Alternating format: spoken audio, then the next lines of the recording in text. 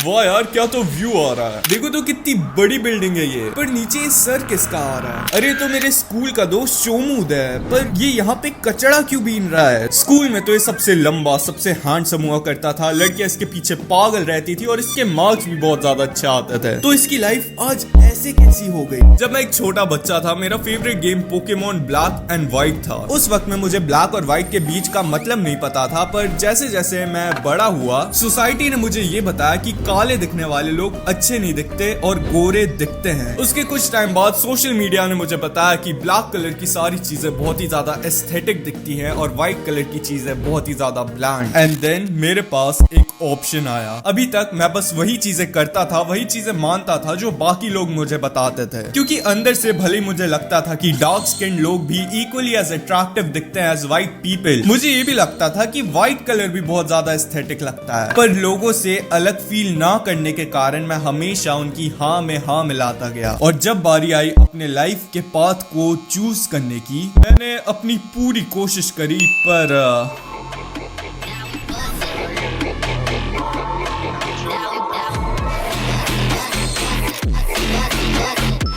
मैं यहाँ पे भी हार गया। मैंने स्टिल दूसरों की सुनी और आज मैं यहाँ पे हूँ। इमेजिन करो कि तुम वापस 10th क्लास में आ चुके हो, तुम्हारे ग्रेड्स बहुत अच्छा आते हैं, you are one of the tallest and the best looking person in your school. तुम इतने ज्यादा अट्रैक्टिव हो कि तुमसे 2 साल ज्यादा उम्र की लड़कियां तुम्हें स्टॉक करती है। एंड यहाँ पे मैं वो इंस्टाग्राम पे प्रोफाइल स्टॉकिंग जो होता है उसकी बात नहीं कर रहा हूँ, जो IRL क्रीपी वाली स्टॉकिंग होती है ना, मैं उसके बारे में बात कर रहा हूँ। Well, all of this was me back when जब मैं 10th क्लास में था। और ये सब ना बड़ा ही अचानक से हुआ था, क्योंकि उस मोमेंट से 1 या 1.5 साल पहले तक मेरे आसपास मक्खियां भी नहीं भिनकती थी। मैं बहुत ही ज्यादा पतला था, बड़ा होपलेस सा था और मैं अपने चेहरे और अपनी बॉडी को लेके बहुत ही ज्यादा इनसिक्योर रहता था। पर जब मैं सेल्फ इंप्रूवमेंट पे आया, जब मैं रेड पिल पे आया, जब मैंने अपनी फिजिकल, मेंटल और सोशल हेल्थ को इम्प्रूव करना चालू करा, जब मैंने बहुत ही ज्यादा डेडिकेटेडली हर दिन जिम जाना चालू कर दिया, मैं कभी भी अपनी डाइट और न्यूट्रिशन पे स्लैक ऑफ नहीं करता था। मैं उतनी ज्यादा पढ़ाई नहीं करता था, बट स्टिल मेरे मार्क्स बहुत ज्यादा अच्छे आ जाया करते थे। एंड इस सब का मतलब यही था कि सेल्फ इंप्रूवमेंट ने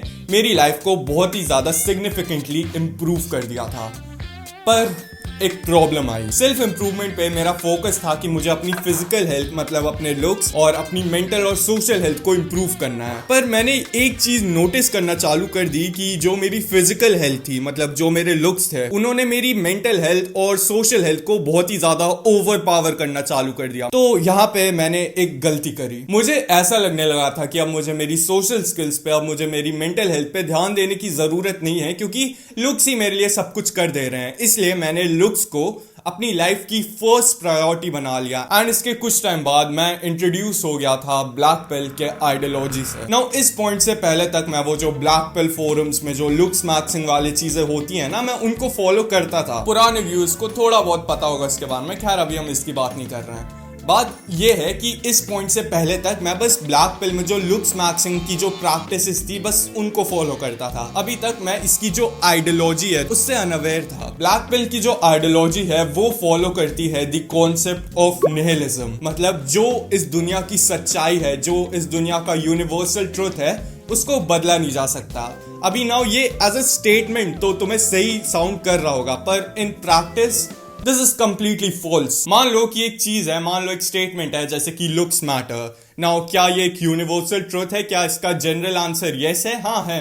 पर यहाँ पे एक डिफरेंस आता है पर्सपेक्टिव में। अगर तुम किसी रेड पिल वाले बंदे से पूछोगे कि अब भाई मैं अपने लुक्स को कैसे इंप्रूव कर सकता हूँ, तो वो तुम्हें तुम्हारे चेहरे में फ्लॉज तो बताएगा कि ठीक है तेरे चेहरे में ये फ्लॉज है, बट देन वो तुम्हें उसको फिक्स करने का सोल्यूशन भी बताएगा। But if you ask the same thing from a person who is black pill, तो तुम्हें पता है वो क्या बोलेगा? अगर तुम्हारे फेस का जो बेस है वो ऑलरेडी पहले से अच्छा नहीं, अगर उसकी नजर में तुम ऑलरेडी थोड़े बहुत अट्रैक्टिव नहीं दिखते हो, अगर उसकी नजर में तुम्हारे अंदर इतना पोटेंशियल नहीं है कि तुम फ्यूचर में जाके बिल्कुल एक मॉडल जैसे नहीं दिख सकते हो, तो वो तुम्हें बोलेगा कि ये ले रस्सी पकड़ और जाके लटक। और बस तुम्हारे लुक्स ही नहीं, तुम्हारी हाइट हो गई, तुम्हारी स्किन का कलर हो गया, तुम्हारे फेस का स्ट्रक्चर हो गया। ये लोग मोस्टली ऐसी चीजों पे क्रिटिसाइज करते हैं जिनको सामने वाला बंदा चेंज नहीं कर सकता, जो कि जेनेटिक होती है। ये लोग सामने वाले के अंदर एक ऐसी इनसिक्योरिटी को पैदा कर देते हैं जिसको वो चेंज भी नहीं कर सकता। चेहरे और बॉडी पे अलग अलग मैथमेटिकल रेशियोज को कैलकुलेट करना, और जब ये रेशियोज, जब ये एंगल बिल्कुल आइडियल पोजीशन में नहीं आते, जब बिल्कुल तुम्हारा चेहरा गोल्डन रेशियो पे फिट नहीं होता है, तो ये लोग बोलते हैं कि क्या कर रहा है यार, छोड़ देते हैं, वैसे भी कोई भी उम्मीद नहीं है। ब्लैक पिल की आइडियोलॉजी फॉलो करके तुम्हें मेनली दो ही रिजल्ट्स मिल सकते हैं। या तो तुम एंड में जाके बहुत ही ज्यादा डिप्रेस्ड हो जाओगे, अपनी इनसिक्योरिटीज को ही हर वक्त काउंट करते रहोगे, या तो तुम एंड में जाके बिल्कुल हवा में उड़ने लगोगे, क्योंकि अब तुम्हें इस दुनिया की अलजेड सच्चाई के बारे में पता चल चुका है। अब तुम्हें पता चल चुका है कि तुम्हारा SMV कितना हाई है इस सोसाइटी में बाकी लोग के कंपेरिजन में। अब लड़कियां तुमसे बिना कुछ बोले अट्रैक्ट हो जाती है, तुमसे प्यार करने लगती है, क्योंकि प्यार जैसी तो कोई चीज होती ही नहीं है ना। लड़कियों को तो बस टॉल, डार्क और हैंडसम लड़के ही पसंद है। Except all of this is a लाई।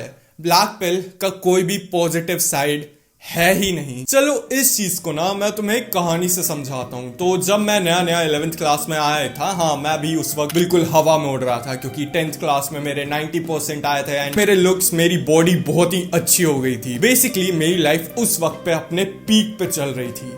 पर यहीं पे एक दिक्कत आ गई, क्योंकि मैं उस वक्त पे ब्लैक पिल की आइडियोलॉजी को फॉलो कर रहा था। उस वक्त पे मेरी लाइफ की मेन प्रायोरिटी मेरे लुक्स थे। पर ब्लैक पिल पे आने से पहले मेरा एक सपना था कि मुझे एक इन्फ्लुएंसर बनना है एंड इंडिया के सारे यंगस्टर्स को इन्फ्लुएंस करना है कि वो लोग सेल्फ इंप्रूवमेंट पे आए, क्योंकि पास्ट में मेरी भी लाइफ बहुत ज्यादा बेकार थी एंड मैं चाहता था कि किसी और को मेरे जैसा पास्ट ना जीना पड़े। इसीलिए ब्लैक पिल पे होने के बावजूद मैंने कंटेंट क्रिएशन चालू कर दिया एंड स्टार्टिंग में मैंने बहुत ही हार्ड वर्क करा। मैंने 1 वीडियो, 2 वीडियो, 5 वीडियो, 10 वीडियो लगातार हर दिन डेली अपलोड करना चालू कर दिया। अंटिल वन डे मैं एक थोड़ी सी सेंसिटिव सी वीडियो पे काम कर रहा था एंड मेरे को अचानक से ये फीलिंग आई कि क्या मेरी औकात है ये सब चीजें बोलने की? क्या मैं इतना क्रेडिबल इनफ हूं इन चीजों के बारे में बात करने के लिए? हाँ, माना कि कुछ 10 दिन के अंदर ही मेरे चैनल पे हजार व्यूज आना चालू हो गए थे, मेरे 100+ सब्सक्राइबर्स हो गए थे, और जो वीडियोस मैं उस वक्त पे पोस्ट करता था वो भले ही उस वक्त पे मैं ब्लैक पिल पे था, बट वो स्टिल बहुत अच्छी हुआ करती थी। बट मैं ऐसी चीजें सोचने लगा था कि आज जो मैं वीडियोस अपलोड कर रहा हूं वो अच्छी तो हैं, पर वो परफेक्ट नहीं है। अगर मेरी वीडियो पे 1000 व्यूज आ रहा है, उन 1000 व्यूज में से अगर मेरे चैनल पे 100 कमेंट्स आ रहे हैं, उन 100 कमेंट्स में से 95 कमेंट्स बहुत ही अच्छे हैं लोगों के बारे में, जो कि बोल रहे हैं कि उनको मेरी वीडियो बहुत अच्छी लगी, उनको मेरी वीडियो से बड़ी हेल्प मिली, पर उनमें से स्टिल वो 5 कमेंट्स बचते थे जो कि क्रिटिसाइज करते थे मुझे किसी भी चीज के बारे में एंड वो जेन्युइन क्रिटिसिज्म भी होता था। मेरी उस वक्त पे आवाज लड़कियों जैसी थी, पता नहीं कैसी थी, एंड मेरा बोलने का स्टाइल भी पहले उतना अच्छा नहीं था। मैं चाहता था कि मेरे को उन 100 में से जो 5 नेगेटिव कमेंट्स आते थे मैं उनको भी पॉजिटिव में कन्वर्ट कर दूं। मैंने उस वक्त पे ये कंक्लूजन निकाला कि अगर मुझे इन नेगेटिव कमेंट्स को पॉजिटिव कमेंट्स में बदलना है तो मुझे उन चीजों पे जो कि एक्चुअली जो प्रॉब्लम्स हैं उन पे काम करने की जगह अपने लुक्स को इंप्रूव करना चाहिए। अगर मैं अपने एज ग्रुप में, मतलब तब मैं कुछ 16 साल का था, अगर मैं उसमें बहुत ही अगर मैं अपने एज ग्रुप में सबसे अच्छा फिजिक बना लूंगा, अगर मैं सबसे अच्छा दिखने लगूंगा, तो ये लोग मेरे को किसी भी चीज के ऊपर क्रिटिसाइज कर ही नहीं पाएंगे, राइट? क्योंकि ब्लैक पिल तो यही चीज बोलती है, अगर मैं सबसे ज्यादा अच्छा दिखूंगा तो मेरे को तो कोई कुछ बोल ही नहीं पाएगा। तो इसलिए मैंने सोच लिया कि अब मैं कंटेंट क्रिएशन से ब्रेक लेके अपनी +2 जो है उसको अच्छे ग्रेड से निकालूंगा एंड फोकस करूंगा इंडिया का बेस्ट लुकिंग टीनेजर बनने पे। मतलब मैं इंडिया का सबसे खतरनाक दिखने वाला फिजिक बनाऊंगा और मैं इंडिया का सबसे खतरनाक दिखने वाला टीनेजर बन जाऊंगा अपने लुक्स के मामले में।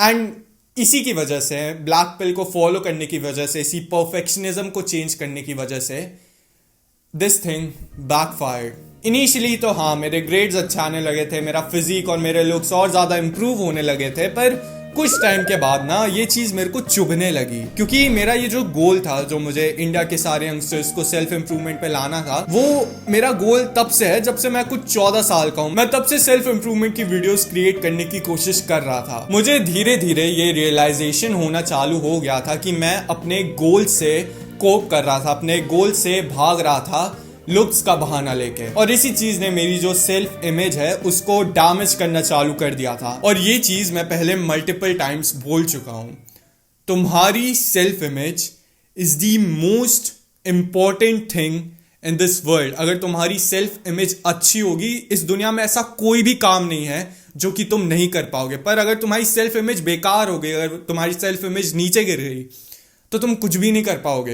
एंड ऐसा नहीं है कि उस वक्त पे मैं हार्ड वर्क नहीं कर रहा था, हाँ मैं हार्ड वर्क कर रहा था, मैं पढ़ाई कर रहा था अपने ग्रेड्स को अच्छा करने के लिए। मैंने आधे साल तक जिम का एक भी दिन स्किप नहीं करा था। मैंने अपने 10th के बोर्ड्स देने के बाद से एक भी दिन जिम स्किप नहीं करा है। और जो ब्लैक पिल फोरम्स में जो लुक्स मैक्सिंग वाली एक्सरसाइजेज होती थी, मैं उनको भी डेली फॉलो करा करता था। पर स्टिल मेरे दिमाग के पीछे से मुझे पता था कि मैं अपने गोल से कोप कर रहा हूँ, मैं अपने गोल से भाग रहा हूँ। एंड उसकी वजह से मेरी सेल्फ इंप्रूवमेंट गिरना चालू हो गई थी, डाउन होना चालू हो गई थी। एंड उसके बाद से सब कुछ बर्बाद होना चालू हो गया था। मैंने उस वक्त पे सेल्फ इंप्रूवमेंट को छोड़ दिया था और मैं ब्लैक पिल पे आ गया था। एंड इसी की वजह से मैंने अपनी सोशल स्किल्स को इम्प्रूव करने पे, अपनी मेंटल हेल्थ को इम्प्रूव करने पे बिल्कुल ध्यान देना बंद सा कर दिया था। द ओनली थिंग जिसने मेरे दिमाग के स्टेट को उस वक्त पे स्टेबल रख के रखा था वो थे मेरे looks.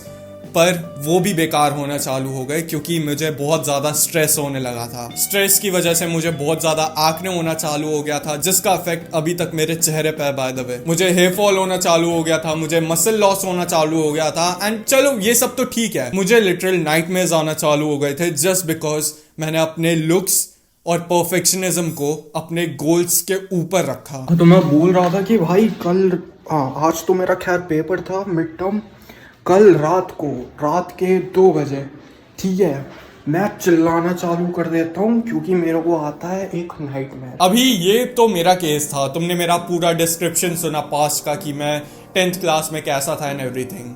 Going into black pill, जब मैं ब्लैक पिल में आया था मेरे पास उतनी ज्यादा इनसिक्योरिटीज नहीं थी, मेरे पास बिल्कुल भी इनसिक्योरिटीज नहीं थी क्योंकि मैं ऑलरेडी उससे 1.5-2 साल पहले तक सेल्फ इंप्रूवमेंट को फॉलो करता था। एंड उस वक्त तक मैं अपनी सारी इनसिक्योरिटीज को खत्म कर चुका था। पर तुम्हारा क्या, तुम तो शायद अभी भी इनसिक्योर हो गए, तुम शायद शीशे के सामने अभी भी अपनी इनसिक्योरिटीज को निहारते रहते हो, रेशियोस कैलकुलेट करते रहते हो, क्योंकि तुम्हें बताया गया है सोशल हायरार्की में सबसे ज्यादा जो चीज मैटर करती है वो लुक्स है तुम्हारे। पैसा, सोशल स्किल्स, ये सब चीजें क्या होती है भाई। देखो मेरे को बाकी कंट्रीज का तो नहीं पता, पर साउथ एशियन कंट्रीज, इंडिया जैसी कंट्रीज में ये चीज सच नहीं है। पता है, ये कॉलेज के लेवल से ज्यादा वाले बंदे, मतलब वो लोग जिन्होंने अपनी स्कूलिंग कंप्लीट कर लिया, जिन्होंने अपना कॉलेज भी कंप्लीट कर लिया है, उन लोगों के मुंह से तुम्हें ब्लैक पिल जैसी चीजों के बारे में सुनने को क्यों नहीं मिलता है? क्योंकि उस मोमेंट के बाद से they have to do something in their life, पैसे कमाने के लिए, खाना अफोर्ड करने के लिए, प्रोवाइड करने के लिए। इस चीज के बारे में बहुत ही ज्यादा लॉजिकली सोचो। अच्छे लुक्स तुम्हारे किस काम में आएंगे? चलो इसको छोड़ो, तुमने अपने लुक्स को इंप्रूव करना चालू क्यों करा था इन दी फर्स्ट प्लेस? क्योंकि मे बी तुम्हारी लाइफ बहुत ज्यादा बेकार थी एंड देन तुम ढूंढ रहे थे चीजों को कि कैसे तुम अपनी लाइफ को इंप्रूव कर सकते हो। एंड तुम्हें ये एक वे मिला था कि तुमने सुना था लोगों से कि अगर तुम अपने लुक्स को इंप्रूव कर लोगे तो तुम्हारी लाइफ सिग्निफिकेंटली इंप्रूव हो जाएगी। कैसे होगी, किस एस्पेक्ट में होगी, तुम्हें इस चीज के बारे में कोई भी आइडिया नहीं है, पर बस हो जाएगी। लुक्स अच्छे होंगे तो जिंदगी अच्छी हो ही जाएगी ना मेरी। तुम्हें पता मैं ये चीज क्यों बोल रहा हूँ? Because if all you have done in your youth is कि तुमने बस इस चीज पर फोकस करा है कि तुम कैसे एक एवरेज लुकिंग बंदे से 0.5 या फिर 1% ज्यादा अच्छे दिख सकते हो, तो हाँ ठीक है, मे भी तुम लास्ट में जाके, आखिर में जाके अच्छे दिखने लगोगे, बाकी एक एवरेज बंदे से ज्यादा अच्छे दिखने लगोगे। अब क्या करोगे? अब तो तुम्हारी वो उम्र आ चुकी है ना कि अब तुम्हें अपनी फैमिली के लिए प्रोवाइड करना पड़ेगा, अब तुम्हें पैसे कमाने पड़ेंगे खुद के लिए, खाना खरीदने के लिए। अब क्या करोगे तुम्हें उस चीज को फुलफिल करने के लिए एक शिटी सी जॉब ही ज्वाइन करनी पड़ेगी। एंड अगर ठीक है, मान लिया अगर तुम उस शिटी सी जॉब में अपने कोवर्कर्स से अच्छे दिखते हो, तो क्या पूरी बेलोगे क्या इस चीज की खुशी में कि देखो मैं तो अपने कोवर्कर्स से सबसे ज्यादा अच्छा दिखता हूं? You still have a shitty ass job and इसी की वजह से तुम्हारी लाइफ बहुत ही ज्यादा मिजरेबल है।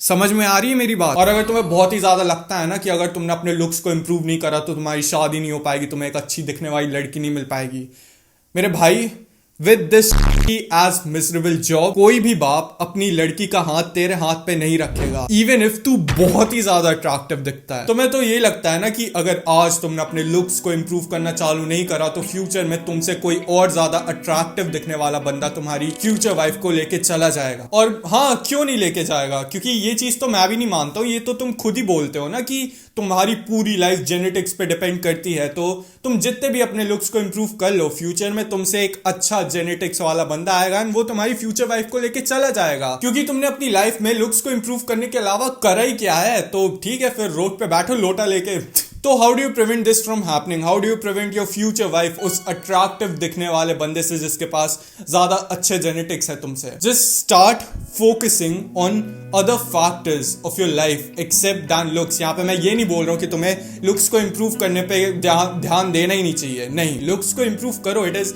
Actually one of the best things जो कि तुम अपने लिए कर सकते हो। पर बस लुक्स पे फोकस मत करो, बाकी फैक्टर्स ऑफ लाइफ पे भी फोकस करो। और अब तुम सोच रहे होगे कि ठीक है, मैंने भी मान लिया कि बस लुक्स पे काम करने से घंटा कुछ नहीं होने वाला है, तो अब मैं किस चीज पे ध्यान देना चालू करूं? क्या मैं अपनी पर्सनालिटी बिल्ड करने पे ध्यान देना चालू कर दूं? पर इसी में कुछ ब्लैक पिल लोग बोलेंगे कि वेल, पर्सनालिटी तो लुक्स का ही एक बाय प्रोडक्ट है, अगर तुम्हारे लुक्स अच्छे होंगे तो तुम्हारी पर्सनालिटी भी अच्छी होगी।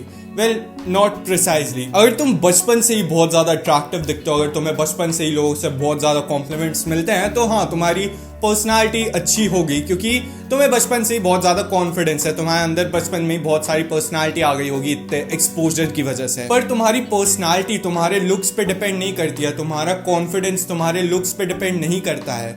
तुम्हारी पर्सनालिटी एंड तुम्हारा confidence is the sum of your life experiences. जो लोग बचपन से अच्छे दिखते हैं, उनके बचपन से लेके अभी तक लाइफ एक्सपीरियंसेस बहुत अच्छे रहे एंड इसी की वजह से उनकी पर्सनालिटी, उनका कॉन्फिडेंस बहुत ज्यादा अच्छा रहता है। पर वो लोग जो कि अभी अभी अच्छे दिखना चालू हुए हैं, जो कि जस्ट रिसेंटली उनका मान लो ग्लो अप वगैरह हुआ है, वो बचपन में अच्छे नहीं दिखते थे पर अभी थोड़े अच्छे दिखने लगे हैं, तो उनकी पर्सनालिटी अच्छी नहीं होगी, क्योंकि उन्होंने कभी भी वो कॉम्प्लीमेंट्स, कभी भी इतने लोग का अप्रोच करना कभी एक्सपीरियंस करा ही नहीं है। इसीलिए कभी नोटिस करना, तुम्हारे जितने भी जो अट्रैक्टिव फ्रेंड्स है जो कि अभी तो अच्छे दिखते हैं पर पहले उतने अच्छे नहीं दिखा करते थे क्योंकि उनका ग्लो अप हो गया या कुछ भी हो गया, तो उनकी करंट पर्सनालिटी भले वो अच्छे दिखते हैं बट स्टिल उनकी करंट पर्सनालिटी अच्छी नहीं है, वो स्टिल इंट्रोवर्टेड है, वो स्टिल बहुत ही ज्यादा शाय रहते हैं। अभी मुझे लगता है तुम्हें इतना तो समझ आ गया है कि black pill is not the righteous way to perceive your life. तो फिर वो ऐसी कौन सी पिल है, वो ऐसा कौन सा लाइफ का वे है जिसको तुम्हें फॉलो करना चाहिए? इज इट रेड पिल या फिर सेल्फ इंप्रूवमेंट, जिसको मैंने इनिशियली फॉलो करा था यहां से यहां पहुंचने के लिए? नहीं, इवन दो स्टार्टिंग से मेरा पर्पस यही रहा है कि मैं रेड पिल वाली चीजें, सेल्फ इंप्रूवमेंट वाली चीजों को प्रमोट करूं, पर I think there is a better option, और वो ऑप्शन है कि हम रेड पिल और ब्लैक पिल को अलग अलग देखें ही नहीं, हम इन दोनों को कंबाइन कर दें in the form of white pill. Black pill represent करता है निहिलिज्म को, इस दुनिया की कड़वी सच्चाई को, और व्हाइट पिल रिप्रेजेंट करेगा होप को, बिलीफ को और उम्मीद को। अगर ब्लैक पिल किसी बिटर ट्रुथ के पीछे फुल स्टॉप लगाने का काम करता है, तो व्हाइट पिल उसी बिटर ट्रुथ के लास्ट में कॉमा लगाने का काम करेगा। मान लो कि एक बिटर ट्रुथ है कि हाइट मैटर्स, अभी ब्लैक पिल के नजरिए से height matters then full stop, पर व्हाइट पिल के नजरिए से हाइट मैटर्स कॉमा, तो क्या अब क्या, ठीक है हाइट मैटर करती है तो क्या करूं मैं छोटा हूं, ठीक है मेरी हाइट उतनी ज्यादा नहीं है, तो क्या करूं मैं जाके छत से कूद जाऊं? देख मेरे भाई, ये दुनिया तसल्ली से नहीं चलती है, ये आंसर्स से चलती है।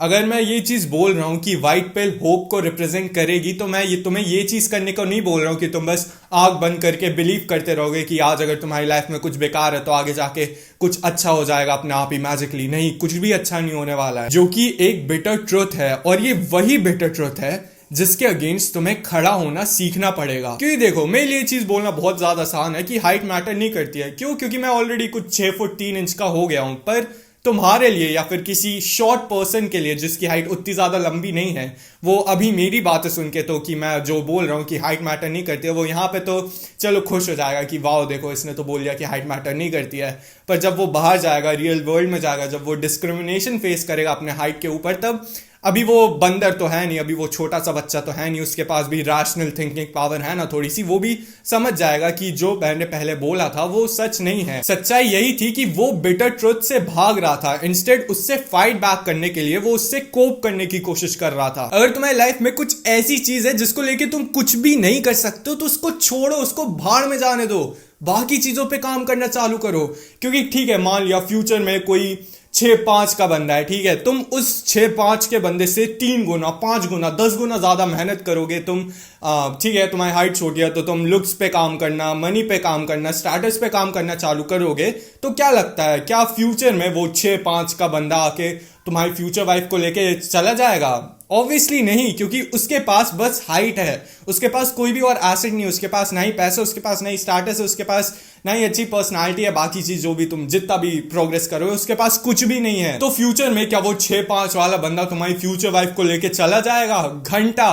क्योंकि ठीक है, मान लिया तुम्हारे पास उतनी अच्छी हाइट नहीं है, but you have everything else with you, and if you still have an ounce of doubt कि जो भी चीज मैं बोल रहा हूं अभी तक वो बुलशिट है, लाइफ में तो बस लुक्स जैसी चीज, हाइट जैसी चीज, मतलब वैसी चीजें जो कि तुम्हारे जेनेटिक्स पे मोस्टली डिपेंड करती हैं, वैसी ही चीजें मैटर करती हैं। क्योंकि तुमने इंस्टाग्राम पे वो रील्स वाले इंटरव्यू देखे होंगे जिसमें एक बंदा जाके लड़कियों से पूछता है कि उनको एक गाय में, एक मैन में सबसे ज्यादा कौन सी चीज अट्रैक्टिव लगती है, और वो लड़कियां मेनली हाइट और लुक्स जैसी चीजों के बारे में बात करती हैं, कभी कभार थोड़ा बहुत पैसों के बारे में बात कर and that is it. It is because the women that are being interviewed in these videos are immature as क्योंकि वो अभी भी पार्टी कल्चर में ही है। They are not of the age जिसमें they have to settle down, have kids और start a family। हाँ, माना हाइट और लुक्स जैसी चीजें तुम्हें एक लड़की को अट्रैक्ट करने में बहुत ही ज्यादा काम आती है, पर ये बस तुम्हें एक गर्लफ्रेंड बनाने तक की छूट देता है। Because if you want a wife, तुम्हें बस लुक्स, बस हाइट से ज्यादा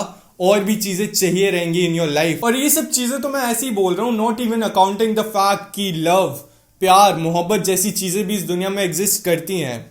देखो, व्हाइट पिल का गोल ना तुम्हारी लाइफ को क्रिएटिव मोड पे स्विच करने का है। इसका गोल है कि तुम्हारा हर अगला आने वाला दिन एक समर वेकेशन के जैसा फील करे। व्हाइट पिल में हम तुम्हारे लुक्स, तुम्हारे कैरेक्टर एंड तुम्हारी ओवरऑल लाइफ को इंप्रूव करने पे काम करेंगे।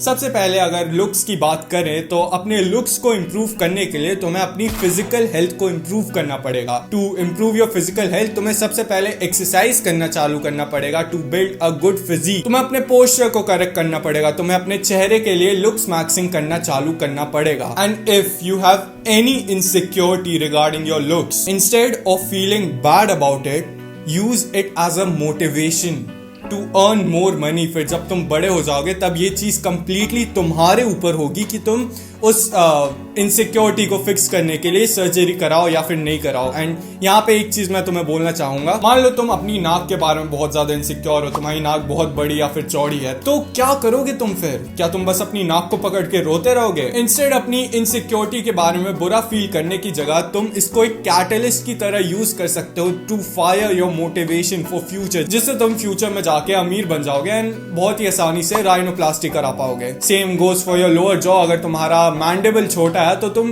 कोई बात नहीं, अगर तुम अभी उसके लिए क्या कुछ कर सकते हो नहीं कर सकते हो, पर फ्यूचर में जाके पैसे कमा के तुम बाद में कहीं पे भी जाके डबल जॉ सर्जरी करा सकते हो। एंड ये चीज बस तुम्हारे फेस तक ही लिमिटेड है, क्योंकि मुझे नहीं पता कि स्किन चेंज करने की कोई सर्जरी होती है या नहीं, पर अगर टॉकिंग अबाउट हाइट, जो अभी जो करेंटली जो प्रोसीजर्स है अपनी हाइट को बढ़ाने के लिए सर्जिकली, वो बहुत ही ज्यादा रद्दड़, बहुत ही ज्यादा बेकार है। क्योंकि हाइट बढ़ाने की जो सर्जरी होती है जिसमें तुम्हारी पैर की बोन्स को तोड़ के उसमें एक आयरन की रॉड लगा देते हैं, जिसमें पहला तो ये कि तुम्हें उस सर्जरी के बाद हील करने में ही बहुत ज्यादा टाइम लग जाएगा, और दूसरा ये कि तुम कभी भी पहले की तरह नॉर्मली अच्छे से अपने पैरों पे चल नहीं पाओगे। पर आई बिलीव कि मेडिकल साइंस जिस तरीके से रैपिडली और ज्यादा प्रोग्रेस करता जा रहा है, वो टाइम ज्यादा दूर नहीं है कि हमें ये जो लेग वाली जो सर्जरी है उसका एक बहुत ही अच्छा और बहुत ही सेफ ऑल्टरनेटिव मिल जाएगा फ्यूचर में जाके। तो इट इज बेस्ट कि तुम अपनी इनसिक्योरिटीज को,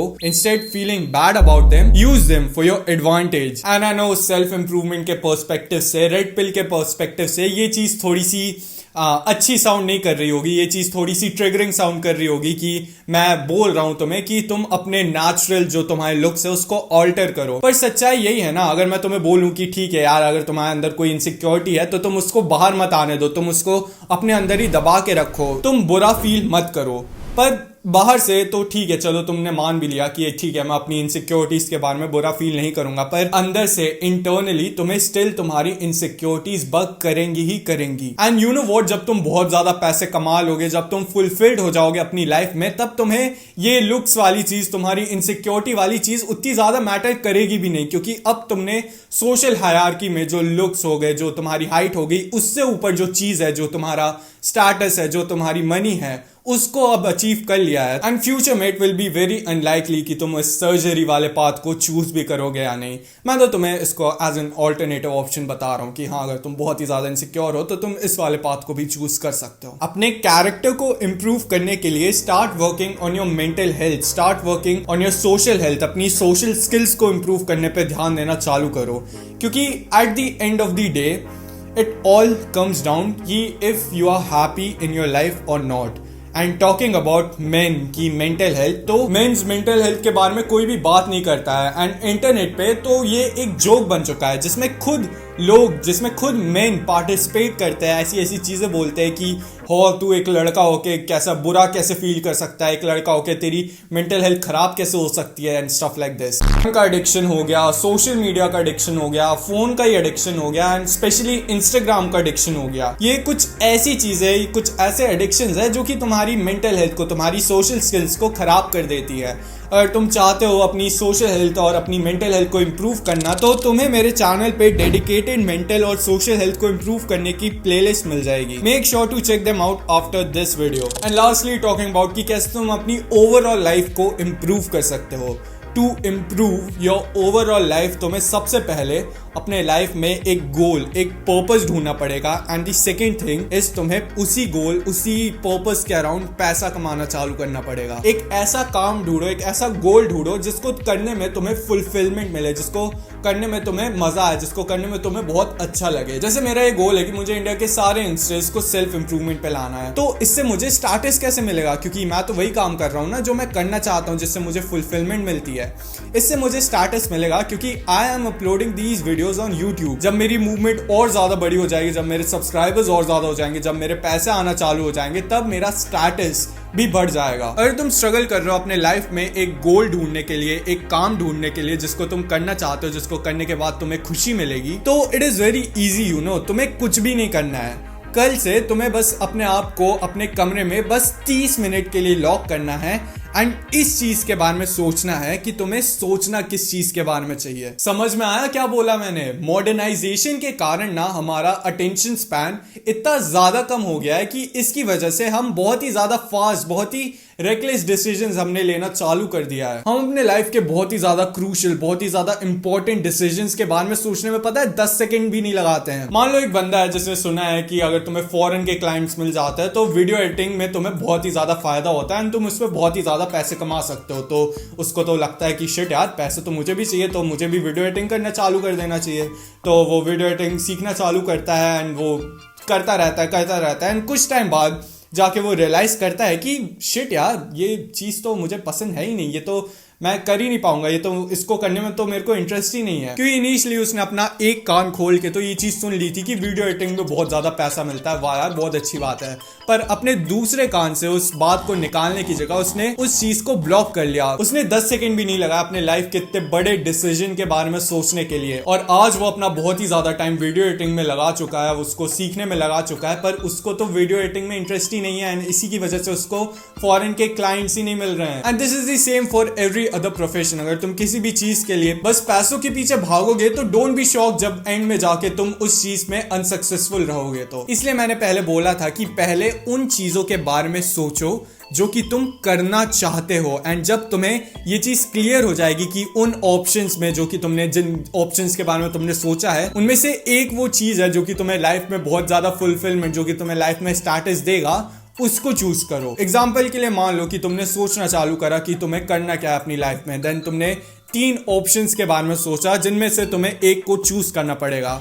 पहला है मे बी तुम्हें इंजीनियर बनना है, दूसरा है मे बी तुम्हें एक इंटीरियर डिजाइनर बनना है, तीसरा है मे बी तुम्हें एक बिजनेस खोलना है। तो अभी ये जो 3 ऑप्शंस है जिनके बारे में तुमने सोचा है, तो अब तुम्हें सोचना है कि इन तीनों में से वो ऐसा कौन सा गोल है जो कि अब तुम्हें अपनी लाइफ में फर्दर परस्यू करना है। एग्जाम्पल के लिए मान लो कि इन तीनों में से मैंने किसी एक को चुन लिया, मान लो मैंने इंटीरियर डिजाइनिंग चुन लिया, तो अब मेरे पास एक लाइफ में मेरा गोल आ चुका है कि हाँ अब मुझे एक इंटीरियर डिजाइनर बनना है। अब जबकि मुझे एक गोल मिल चुका है अपने लाइफ में जो कि है इंटीरियर डिजाइनिंग, तो इसके लिए अब मुझे एक पर्पस भी चाहिए रहेगा। मान लो कि मेरे लाइफ का पर्पस है कि मुझे बहुत सारे पैसे कमाने हैं, क्योंकि मेरी फैमिली की फाइनेंशियल कंडीशन अच्छी नहीं है, मैं चाहता हूं कि मैं उनको एक अच्छी लाइफ दे पाऊं। तो तुम्हें एक गोल मिल गया अपने लाइफ में, तुम्हें एक पर्पस मिल गया अपने लाइफ में, एंड फ्यूचर में जाके तुम्हारे पास बहुत ही ज्यादा स्टेटस भी होगा, क्योंकि तुम्हारा जो पर्पस है जो कि है पैसा कमाना, वो उससे तुम्हारा स्टेटस जो है फ्यूचर का वो भी बढ़ ही जाएगा। तो बात आती है कि तुम इंटीरियर डिजाइनिंग से बहुत ज्यादा पैसे कैसे कमा पाओगे। तो सबसे पहले तो ऑफ कोर्स तुम्हें इंटीरियर डिजाइनिंग का कोर्स कंप्लीट करना पड़ेगा, एंड इंटीरियर डिजाइनिंग से पैसे कमाने के लिए तुम बहुत सारी चीजें कर सकते हो। तुम एक फर्म खोल सकते हो, तुम खुद की एजेंसी खोल सकते हो, तुम क्रिएटिव सोशल मीडिया मार्केटिंग करना चालू कर सकते हो अपने प्रोडक्ट्स के लिए, तुम एक वेबसाइट एस्टैब्लिश कर सकते हो, तुम कुछ भी कर सकते हो, तुम एड्स रन कर सकते हो अलग अलग ऐप्स पे। बहुत सारे वेज है पैसे कमाने के। बेसिकली मैं ये कह रहा हूं कि एक ऐसे काम को ढूंढो जो कि तुम्हें करना बहुत ज्यादा पसंद है, जो कि तुम्हें फुलफिलमेंट देता है, एंड कैसे तुम उस काम के अराउंड, उस चीज के अराउंड मैक्सिमम अमाउंट ऑफ पैसे कमा सकते हो, या फिर जो भी तुम्हारा लाइफ का पर्पस है तुम उसको कैसे फुलफिल कर सकते हो। एंड कलेक्टिव ये पांचों चीजें, तुम्हारी physical health, mental health, social health, तुम्हारे लाइफ का goal and purpose and money, ये पांचों मिलके बनाती है व्हाइट पिल को। ये 5 वो डोमेन्स है तुम्हारी लाइफ के जिनको अगर तुमने इंप्रूव करना चालू कर दिया तो तुम्हारी लाइफ क्रिएटिव मोड में चली जाएगी। तो तुम्हारा हर अगला आने वाला दिन एक समर वेकेशन जैसा फील करने लगेगा। बाकी लेट मी नो अगर तुम्हें एक फुल व्हाइट पिल गाइड चाहिए कि तुम कैसे अपनी लाइफ को इंप्रूव कर सकते हो। एंड इतना इतिहास की इस वाली वीडियो के लिए लव योरसेल्फ, क्योंकि तुम तभी प्रोग्रेस कर सकते हो। मेरा नाम है महान उदय और मेरा ये सपना है कि मुझे इंडिया के सारे यंगस्टर्स को व्हाइट पिल, जो कि सेल्फ इंप्रूवमेंट का एक बेटर वर्जन ही है, उस पे लाना है। चलो बाय।